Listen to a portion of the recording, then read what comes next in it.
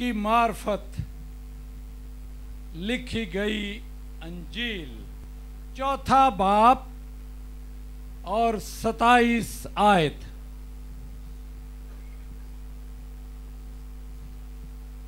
और अलीशा नबी के वक्त में इस्राएल के दरमियान बहुत से कोढ़ी थे, लेकिन उनमें से कोई पाक साफ न किया गया, मगर नुमान सुरयानी जितने इबादत खाना में थे उनको सुनते ही वो गुस्से से भर गए। ये खुदावंद यीशु ने हैकल में इस बात को जब कहा या मौजज़े का जिक्र किया, तो उस वक्त जो शरा के आलम थे, फकी फरीसी, जो यहूदी लोग थे, शरीयत को मानने वाले लोग थे, वो गुस्से से भर गए। क्यों? इसलिए नुमान एक गैर कौम और इससे बढ़कर वो खुदा के लोगों का दुश्मन था। असूर, ये लोग जितनी भी कौमें वहां पर मौजूद थीं, वो तमाम की तमाम अक़वाम जो थीं वो बनी इस्राएल के खिलाफ थीं। आज भी माहौल इसी तरह है। ये 885 BC 885 BC का वाकया है। नुमान, जिसका मतलब खूबसूरत और इब्रानी में नईम कहते हैं, खूबसूरत, लेकिन अंदर से वो बड़ा दुखी था, परेशान था। मैं इसकी छोटी सी हिस्ट्री बताता चलूं कि जब ये कप्तान था, यूं कह लें कि जब छोटा सरदार था ये, और यहूदी स्कॉलर यूसुफ ने इसके बारे में यूं लिखा है, अखीयब को जो तीर लगा था वो इसी की कमान से निकला था। नमान की कमान से। ये उस वक्त छोटा ओहदे पर था ये सरदार ही, लेकिन छोटा सरदार था। उसके बाद ये फौजों का कमांडर बना। जाहिर है फौज में तरक्की होती है, जो मार्का राइयां करते हैं उनको तरक्की मिलती है। ये नुमान जब अपने आका के पास, अपने बादशाह के पास गया, शायद डरता डरता गया हो और कहा मुझे ये बीमारी है और इस बीमारी का इलाज उनके पास है, सो तू मेरी मदद कर। उसने लेटर लिख दिया हो, जा इस्राएल के बादशाह को मेरा ये लेटर दे देना, मेरा ये खुला खत दे देना और उसको कह देना कि मेरा ये काम तेरे मुल्क में हो सकता है, इसको कर। यह एक अथॉरिटी थी, यह एक हुक्म था जो लेकर बाद वो अपनी जलो के साथ वो लेकर लेटर बादशाह से, अपने बादशाह से लेकर अब इस्राएल के बादशाह तक पहुंच गया। ये मैं यहां पर दर्ज नहीं में, लेकिन मैं आपको इसकी पूरी तहकीक के मुताबिक बता रहा हूं। अगर आप मेरी ज्यादा हिस्टोरिकल या कोई तालीमी ऐसी चीज देखना चाहें तो मेरे चैनल को विजिट करें, बिशप डॉक्टर इमानुएल इरशाद यूट्यूब पर आपको मिलेगा। मैं यहाँ पर सिर्फ इस वक्त निजात का और शिफा के काम के लिए कलाम की खिदमत कर रहा हूँ, ताकि कलाम के बाइस आप सब लोग, मैं, आप सब लोग हम बरकत पाएं। आमीन। जब ये लेटर लेकर इस्राएल के बादशाह के पास गया, वो पहले ही खौफ में था, पहले ही डरे हुए लोग थे। बादशाह ने वावेला शुरू कर दिया, ये एक नया बहाना बना रहा है हम पर हमला करने का, हमें और गिराने का, हमें तबाह करने का और लूट मार करने का जरिया बना रहा है। ये एक सियासी सिचुएशन बन गई। कभी कभी हमारे साथ भी सियासी सिचुएशनें बन जाती हैं। हम भी किसी एमएनए के पास, हम भी किसी वजीर आजम के पास दौड़ते हैं, कभी कभी ऐसा कोई काम आ जाए। लेकिन वो नबी था और अलीशा नबी जितने पुराने अहदनामे में मौजज़े हुए, अलीशा नबी ने उन सबसे बढ़कर मौजज़ात किए अलीशा ने। और नए अहदनामा में अगर हम देखें, एदे चिते परमारी लग गई। आज हम लोग मौजज़ात पर पूरा भरोसा रखते हैं और खुदा हमारी रहनुमाई करता है और हम अपने मौजज़े हासिल करते हैं। यह जब सियासी सूरत हाल बनी थी, इस सियासी सूरत हाल में अलीशा का, मैं नहीं जानता उसके महल का और अलीशा के घर का कितना फासला था, लेकिन अलीशा को यह पता लग गया। एक दिन मेरी मिसेज मेरे साथ वॉक कर रही थी, तो मैं उसे कहती, ये मौजज़े का कॉन्सेप्ट क्या है, ये किस तरह मौजज़ा वकूअ में आता है, इसके बारे में मुझे बता। और मैंने, क्योंकि शाम को वॉक करते वक्त फिर मैंने इसे बताया कि ये मौजज़ा कब और क्यों होता है।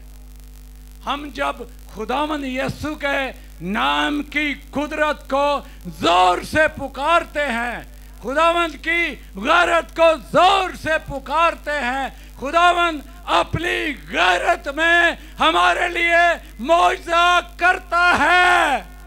आमीन।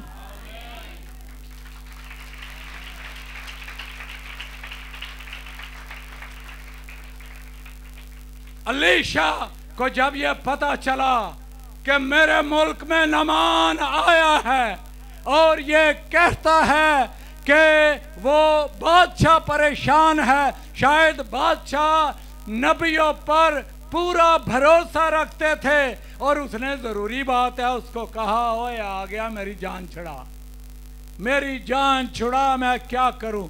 और उसने पता क्या कहा, अलीशा ने उसको कहा, एनु मेरे वाल पेज, एनु पेज मेरे वाल, मैं इसनु देखा किड्डा वड्डा कमांडर है, मैं इसको देखूं ये क्या हैसियत रखता है। हम जो खादम हैं, खिदमत करते हैं, हमें इस बात को जानना समझना चाहिए, खुदा हमारे साथ है, इनके इख्तियारात उनके साथ हैं, लेकिन हमारा इख्तियार खुदावंद यीशु मसीह के वसीला से है, इसलिए हम मोर इख्तियार रखते हैं। जब इसके पास बात गई, ये गुस्से में था अलीशा नबी, और अलीशा नबी ने बाहर से ही कहा, उसका मानना था मैं इतना बड़ा आदमी हूँ, पूरी मेरे पास रॉयल गार्ड है और रॉयल गार्ड का मैं इंचार्ज हूँ, और ये सारे बाहर निकलेगा, कोई हाथ शात फेरेगा मेरे ते इधरों उधरों, को मैनू करे बरकत देगा और मेरी बीमारी जाती रहेगी। उसका ये, उसके अंदर बात थी, कॉन्सेप्ट उसका ये था कि वो बाहर आएगा और मुझे झुककर सजदा करेगा। अज भी कदी कदी खादमां नूं लोकी कहंदे ने, तू आ साडे कोल, साडे घर आ, ये नहीं जानते कि वो इख्तियार क्या रखता है, ये नहीं जानते खुदा के साथ उसका राबता कितना है, ये नहीं जानते वो रोजे कितने रखता है, ये नहीं जानते उसने रोटी खाई है या नहीं, लेकिन वो आपके बारे में फिक्र करता है, अपनी भेड़ों के बारे में। खादम है। अब ये जो खादम नबी था, इसने क्या उसको अंदर से कह दिया, जा यर्दन में गोते लगा साथ, तू शफा याब होगा। ये नुमान के लिए बड़ी पेनफुल बात थी कि एक गुलाम मुल्क के लोग मुझे इस तरह कह रहे हैं, मेरे इख्तियार को ये चैलेंज कर रहे हैं। ये उसकी बात थी, लेकिन वो नबी की बात थी। नबी ने क्या कहा और नबी का हुक्म मानना कितना ज़रूरी है। कदी कदी असी खादमां दे हुक्म ही नहीं मानते, असी अपनी डगर ते टुरी जाने हैं कि हमारी मर्जी के मुताबिक चल। मैंने तो लोगों को ये भी देखा है, और अगर आप देखें यहूदा इस्करियोती की मेरी बायोग्राफी मैंने बनाई है, और वो कहता था खुदावंद यीशु को, तेनू मैं बादशाह मैं बनाना है, तो मैं वज़ीर माली बनना है। मैं डिटेल में नहीं जाऊंगा इसकी, लेकिन जब उसने कहा तो ये इसको गुस्सा आया, क्योंकि ये एक ऑफिसर था, एक कमांडर था, और कमांडर होने की हैसियत से इसको गुस्सा आया, और इसने ये भी कहा, मैनू जरा पहुंच लैन दे, मैं बादशाह नाल गल कर लैन दे, मैं थोड़ी इट नाल इट बजा देवांगा, मैं आपका सत्या ना साहब के मुल्क का मैं खंडर बना दूंगा। क्योंकि इसके अंदर तकबर था, इसके अंदर घमंड था, घमंड के घोड़े पर सवार जब ये लौटा, उनमें से एक कोई इसका एडवाइजर, कोई बच्चा ऐसा, कोई उसका सिपाही, उसने कहा, आका मालिक जे कोई तेनू और काम कहंदा ते तू वो ना करदा, वो भी तो तू करना सी ना भाई, वो भी तो करना था ना। ओ पीर आपको छतरे और बकरों का कह देते हैं, ओ कहने जा छतरे दे, ए बकरे दे, ए कुकड़ियां दे, सिर तो वार के दे, वो भी तो करते हैं आज लोग। मैंने लोगों को देखा करते। ये वापस लौटा एडवाइजर ने, जब एडवाइस दी, एडवाइजर इसको डरते डरते इससे बात करते हैं, मालिक बात को मान ले, मालिक बात को मान ले, 7 गोते लाने ने तू कड़ा डुबना, कड़ा फर्क पेगा। उस जिस हिस्से में उसने कहा है तू जाके वहां पर गोते लगा ले। कायल किया, चला गया। जब चला गया तो इस बात पर आमादा हो गया, उसके अंदर से घमंड निकल गया। कदी कदी सानू लोगों की काउंसलिंग करनी पैंदी है, हमें काउंसलिंग करनी पड़ती है। और यार कोई एडवाइज़र होता है, ओए तू यह काम करो, खुदा तेरे लिए यह काम करेगा।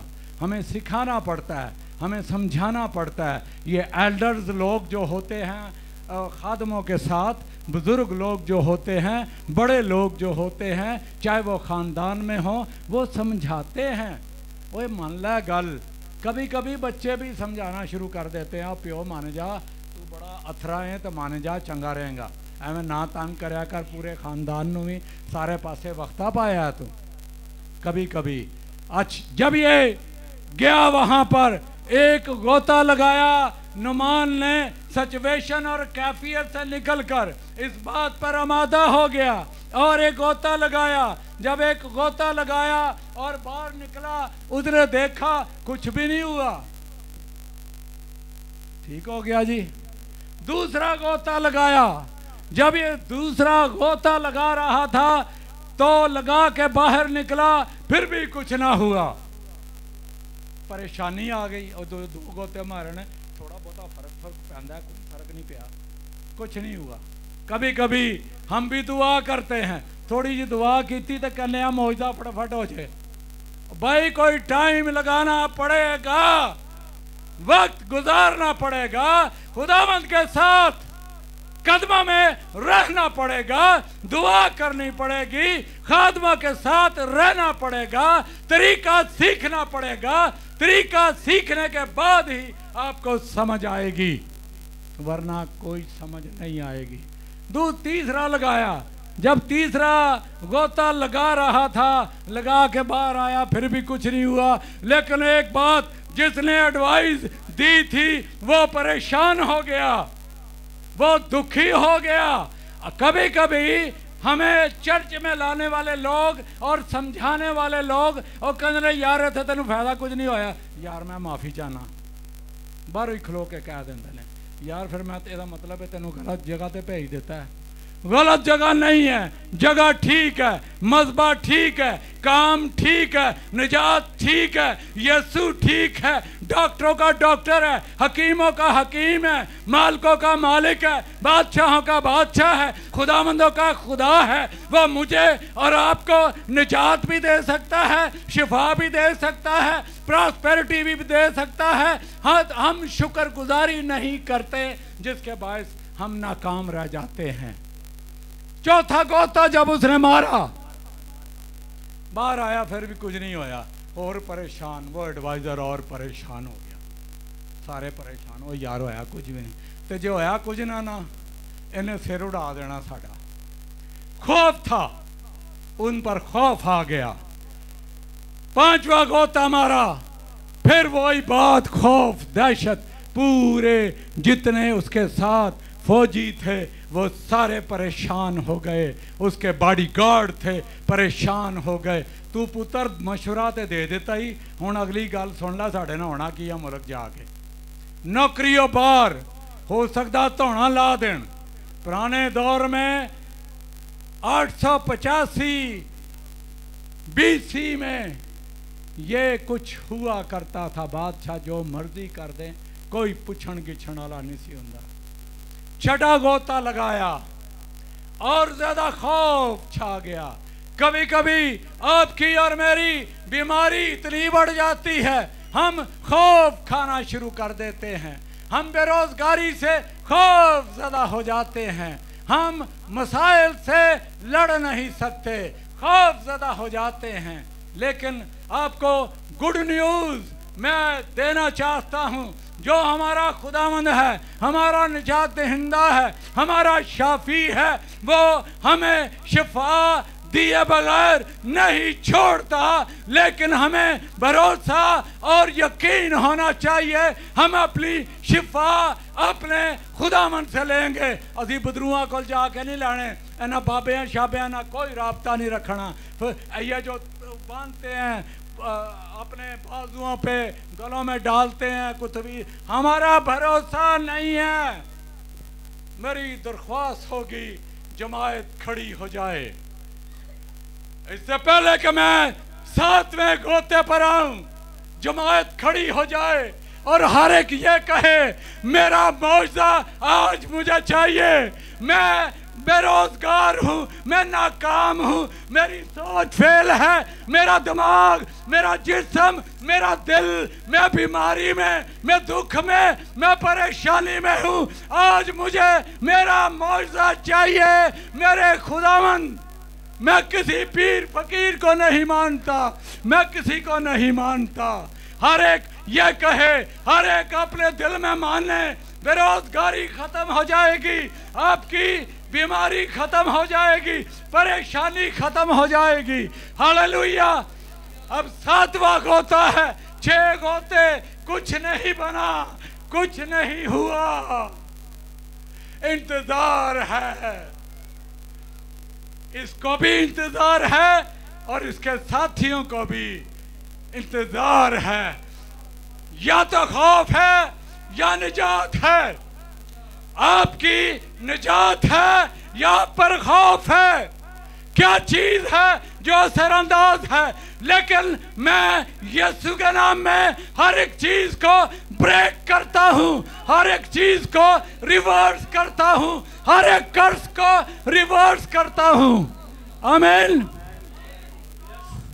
7वां गोता जब उसने मारा, 7वां गोता जब उसने मारा और वो बाहर निकला, आपने मेरे साथ हालेलुया कहना है। और हालेलुया में आपकी, जब मैं कहूंगा हालेलुया, आप सब ने नारा मारना है। जब ये गोता मार के बाहर निकला, इसका जिस्म बच्चे की तरह नरम हो गया। हालेलुया। इसने अपने मौजे को ले लिया। आपका मौजा आपके पास है।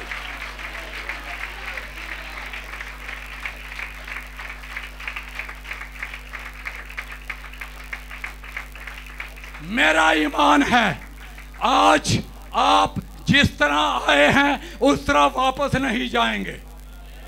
आज आप खुदा की कुदरत को, खुदावंद यीशु के पाक रूह की कुदरत को अपने साथ अपने घरों में लेकर जाएंगे। एक नमान कोड़ी अगर हीलअप हो सकता है गैर कौम में से, आप मसीह के मानने वाले हैं, आप प्रस्तश करने वाले हैं, आप अपना मौजदा क्यों नहीं ले सकते? आप पर खुदावंद क्यों मेहरबान नहीं हो रहा? सोचने की बात यह है, किसी जगह पर एरर है, प्रॉब्लम है। इस एरर और प्रॉब्लम को बाहर निकालने की ज़रूरत है। आपका रास्ता खुल जाएगा, आप शिफा याब होंगे। आमीन। अब आगे क्या हुआ? तकब्बर का घोड़ा खत्म, हसद का घोड़ा खत्म। अब ये वापस आया है बड़ी तहम्मुल मजाजी के साथ, प्यार के साथ, मोहब्बत के साथ। कभी कभी खादमों के साथ हम ऐसे अल्फाज बोलते हैं, हमें पता नहीं चलता हम क्या क्या रहे हैं। लेकिन मैं आपको बताना चाहता हूँ, इसने जब मौजज़ा अपना ले लिया तो बड़े तहम्मुल मजाजी से आया, आकर उसको आका कहता है, उसको मालिक कहता है, नबी को मालिक कहता है, नबी को आका कहता है। ये तो खुदा का था, लेकिन उसको कहता है तहम्मुल मजाजी से, उसको गिफ्ट देने की कोशिश करता है, हदियाजात देने की कोशिश करता है। पता उसने हदियाजात क्यों नहीं लिए थे? मैं आपको बताता हूं कि उसने हदियाजात क्यों नहीं लिए थे। इसलिए कि उसको पता था कि ये गुस्से में आया है और मैं खुदा को मानने वाला हूं, और गैरत में उसने ये मौजज़ा किया। हम भी जब यीशु का नाम गैरत में लेते हैं, हमारी जिंदगी में मौजज़ा होता है। मैंने बहुत से लोगों को यीशु नाम से इंज कर, यीशु जी इंज कर, यानी हम यीशु को हुक्म दे रहे हैं। वो बाप है, वो जानता है, खुदामंद है, मालिक है, बादशाह, बादशाहों का बादशाह है, वो सब कुछ जानता है।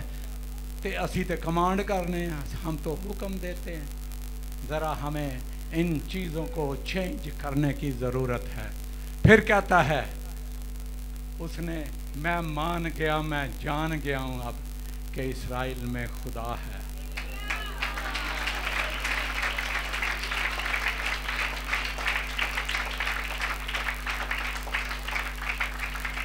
आज खुदामंद आपके दरमियान है, खुदामंद आपके दरमियान है, आपके अंदर है। फिर ये अलीशा को कहता है, मालिक एक चीज़ की मैं माफ़ी चाहूँगा, मैं बादशाह के साथ अगर मंदिर में चला जाऊँ तो मुझे माफ़ करना। और रिक्वेस्ट करता है उससे, 2 खच्चर मिट्टी के, तेरे मुल्क की मिट्टी पाक है, मुझे 2 खच्चर दे दे मिट्टी, मैं वहाँ पर मज़बा बनाऊँगा। साढ़े घरां च मज़बे हैं, हमने कौन सी जगह मखसूस की है कि अपने खुदावंद को याद करें? वो तो गैर कौम था, उसने रिक्वेस्ट की। हम सीखते हैं खादमों से, हमारे घरों में मज़बे हैं या नहीं, हम कहाँ पर खड़े हैं, हम क्या कर रहे हैं। आज हमें अपने आप को जांचने की और परखने की हमें ज़रूरत है।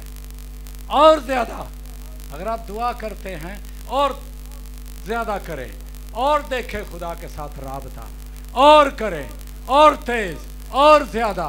और इसने बड़ी मस्कीनी से उससे हलीमी से कहा, ये भूल गया मैं लैटर एक चेक ले आया सा एडा वड्डा, वो लैटर का की बनना, और पाड़ पोड़ देता होएगा, सब कुछ ख़त्म कर दिया होगा।